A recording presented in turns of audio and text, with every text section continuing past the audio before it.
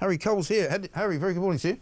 Morning, Mike. How are we doing? Very well indeed. Great column this morning. I quite like the vision of you as a kind of, a seer of your crystal ball there. It's quite an entertaining one, that. Not sure about the cartoon, personally. We'll see. Yeah, but the piece itself, it talks about what a miserable week that was last week, but there's worse to come, effectively. Well, look, I think, if you enjoyed season 1 of Labour's Fast Show, then season 2, just round the corner. 1 year on, it's, as we discussed last week, pretty unhappy birthday for Keir Starmer. Yeah. I don't think anyone would have predicted it would be quite as an up and down week as we saw, literally with the Chancellor in tears, his humiliating U-turn on benefits. Markets up and down. There's a feeling around Keir Starmer, even his closest supporters, he can't have many more weeks like that and expect to remain credible and remain in power. So I've had a look ahead at what's coming up for Labour. Yeah. And it's not, on the horizon, there's some big issues. The budget in September is going to be huge. Big elections next year. And he's going to have a reshuffle at some point. I think it's about 50-50 whether the Chancellor survives to the end of the year. As we keep hearing, as your listeners keep ringing in with those voice notes, he's got to do something about the boat soon. Yeah. The French are arriving. Macron's coming this week. We saw them slash and pop. One boat. Mysteriously happens just before the French president arrives to say thank you very much for his very large cheque. Absolutely right. And of course, we see from your spread in the paper today on the migration problem that there's more and more people coming. The French are doing less and less really effectively. And it's, I was saying earlier, you could almost put together a video. It's a sort of chariots of fire type scenario. These people sort of running through the waves to jump onto dinghies, which are coming in ever bigger numbers. The French unable to stop them. There doesn't appear to be any end in sight, regardless of what Macron and Starmer talk about. And it looks like the EU is going to kibosh this one in, one out thing anyway. Yeah, the one in, one out thing's been worked on for a long time. Rishi Sunak was having a look at that at one point. That's been in discussions for a while. It essentially says that if we take one, if there's someone who comes here illegally and they have no connection to this country, they have no right to stay here, we send them to France. In return, France will give, someone who's been approved for asylum, who has family connections here. I mean, I can't really see it. I mean, it might get the hotel bill down a little bit if they've got somewhere to stay and family to stay with, but I can't really see it getting the numbers overall down. It seems to be a little bit of a tinkering at the edge when fundamental reforms are needed. What is interesting is about that video that the BBC were mysteriously there to capture last week is the French can stop the boats. At the moment, they're stopping about 1 in 7 people from crossing. But it shows when there is a will, there's a way, which was get in the water and slash the boats. These are shallow waters. These are overcrowded boats. Yeah. Majority predominantly men. They've been saying, it's not safe to enter the water. Well, it seems to be the only way that actually works. So let's see some more of that. I don't understand why, if the principle of how you do it has been proven and shown to work, why that's now not standard procedure. Well, quite. If you puncture all the boats, there's got no boats to get into. I mean, I was saying this years ago. It seems pretty straightforward, doesn't it? Well, exactly. So, I mean, I don't understand. I don't see what the logic is for that not now become the de facto go-to tactic. Right. If the French are really, are really willing to actually stop all the boats. Right. And you wonder whether they are when they're, French ministers are out there making the point that, it's all very well asking them to stop the boats, but we do have a very alluring pull factor, as your previous caller just said. Our package of our arrival package, shall we say, of hotels and legal aid and support and money and the ability to work very quickly, as we saw in the recent weeks in the black market, delivering things on motorbikes almost the day you arrive. Our package is sort of very alluring, and maybe the French would be willing to play a little fairer if it wasn't such a pull factor of people coming across France to come to us. Yeah, and meanwhile, it looks like a second big backbench rebellion coming up on these disability benefits for children. Plus, you retweeted a thing at the weekend about the number of millionaires leaving the country. Now, I counted it up roughly. It's somewhere between 35 and 40,000. Quite a lot of people going from places like Seychelles and Hungary and Belgium and Bermuda all the way up to like nearly 10,000 going to the UAE. I mean, that's not an insignificant number of people. It's not, and you'll have a load of lefties and Labour MPs going, "Oh, let them go if they don't like it. Let them go." Well, yeah, fine, let them go, but good luck trying to fill the tax gap Right. that is created by these people leaving. I think people fundamentally understand quite how much the top 10% of this country pay in tax and keep the lights on, literally, keep the NHS going, literally. And so, again, another big headache coming down the line for Rachel Reeves. Is estimated now at the moment she's looking at looking for another £20 billion black hole. Yeah. The vicious cycle goes on of the OBI will say you haven't got enough money, you needed some headroom, and round we go and round we go. And, she was very clear last November. She said, I will not be coming back for any more borrowing or any more taxes. Her fiscal rules and the Labour manifesto was very clear.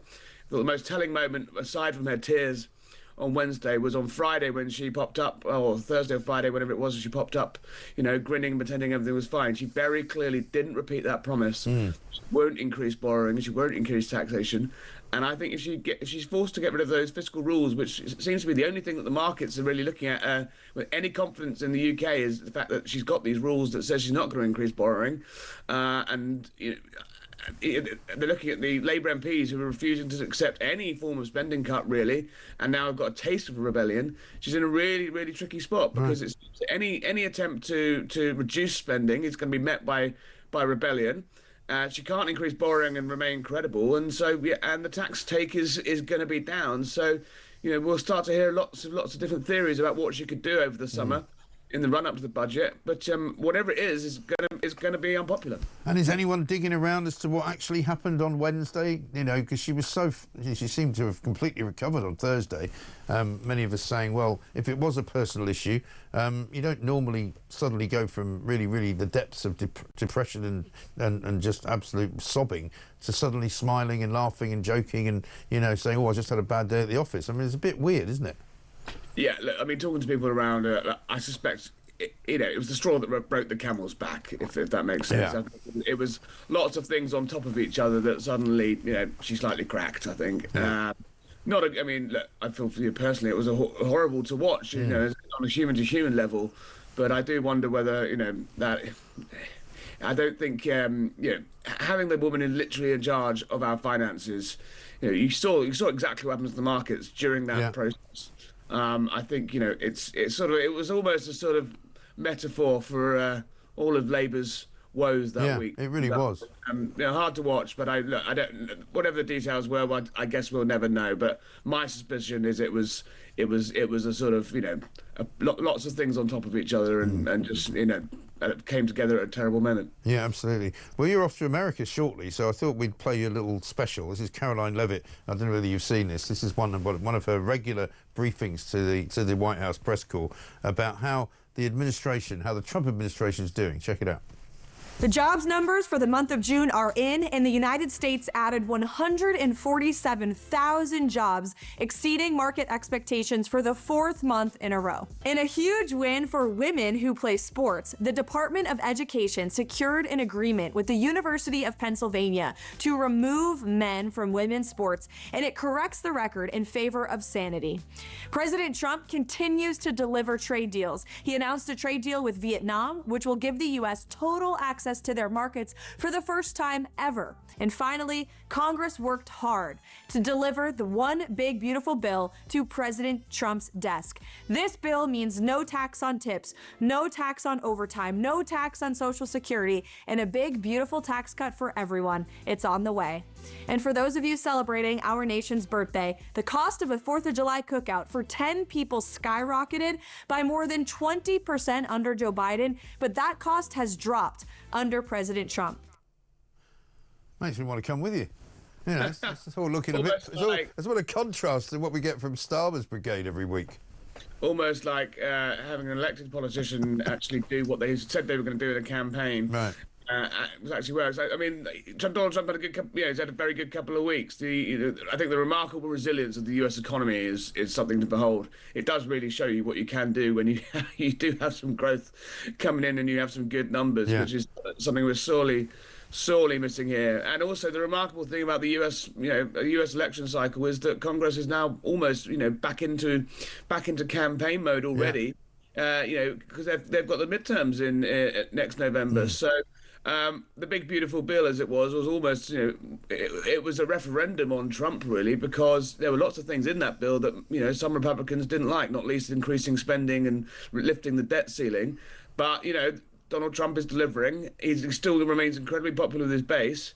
And it would have taken a brave Republican congressman to vote against the president. Absolutely, yeah. And like many times when you've been there before, you'll meet loads of people who'll go, they do what? Where are you coming from? They do what? What do they do? The fact that, we get taxed so much, the fact that we have to pay for people's health care who can't afford it for themselves. They're literally incredulous about the way that Britain is run. And now probably they'll be even more incredulous with what's going on. Yeah, no, really interesting reforms to their state-provided healthcare, Medicaid, in that bill, which said, that they face reductions to their state support, unless they go and look for a job. I mean, what a remarkably clever idea that is. Why has no one thought of that one before? I know. And just a little bit of a piece of fun. Trump was visited, I think, by the Prime Minister of Japan. He couldn't remember his name, so he gave him another name. We still don't know. We don't have the clarity on what you're going to do with these expiration of these pauses. July 9? No, I thought I just said it. No, I thought I just said it. You ready? You're going to send letters. I'm going to send letters. That's the end of the trade deal. I could send one to Japan. Dear Mr. Japan, here's the story. You're going to pay a 25% tariff on your cars, So we give Japan no cars. They won't take our cars, right? Dear Mr. Japan. It's great, isn't it? I mean, Donald Trump's coming to the UK twice in the coming months. He'll be here in August to visit his golf courses, and he'll be here on a state visit in September. Right? He'll be hoping that Keir Starmer will be hoping that he gets at least a Mr. Starmer rather than a Mr. England. Yeah, Mr. England. Yeah, well, to be honest, I didn't even know about that clip until I read it in your column. So we went and found it. It's very funny. Absolutely super. Very funny. I mean, we don't really deserve him. But what people, I mean, the coverage of Donald Trump is so hysterical at times that you don't realise that actually people just need to. I mean, it is a remarkable politician to cover. How he gets away with stuff that other people would have just. Yeah, the guy is Teflon. He is extraordinary. Another great column, Harry. Good to see you. Thank you very much indeed, Harry Cole, the Sun's editor at large.